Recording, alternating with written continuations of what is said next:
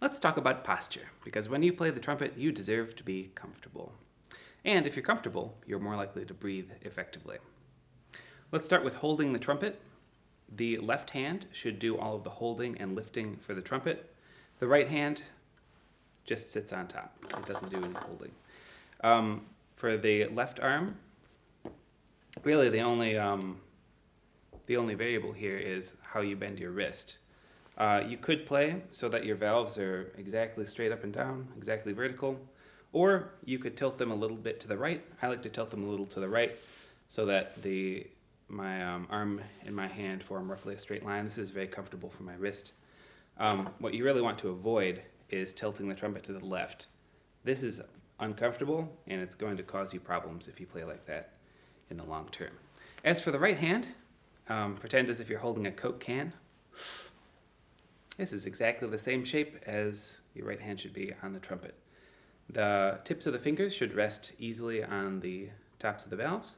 One thing you want to avoid here is flat fingering.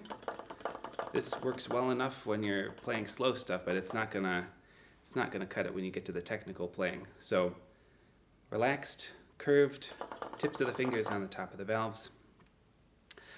Next, let's talk about our posture while we play the trumpet.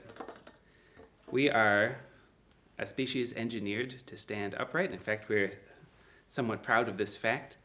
When we sit, we should try to emulate our standing posture as much as possible. So if you stand and then you sit and you try to keep the top half of your body feeling the way it does when you're standing. We breathe easiest when we're standing. We sort of automatically stack everything so that the weight falls through the bones. We don't have to use too much supporting muscles. So avoid slouching against the back of your chair. It might feel comfortable at the time. I can guarantee you it won't feel comfortable after a 2-hour rehearsal. Try to feel like you're standing in the chair. Finally, your head and neck.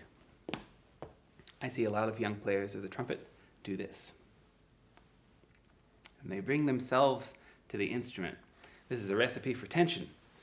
Also, the trumpet doesn't need you to come to it. It's a piece of metal. Bring the trumpet to you instead of you to the trumpet.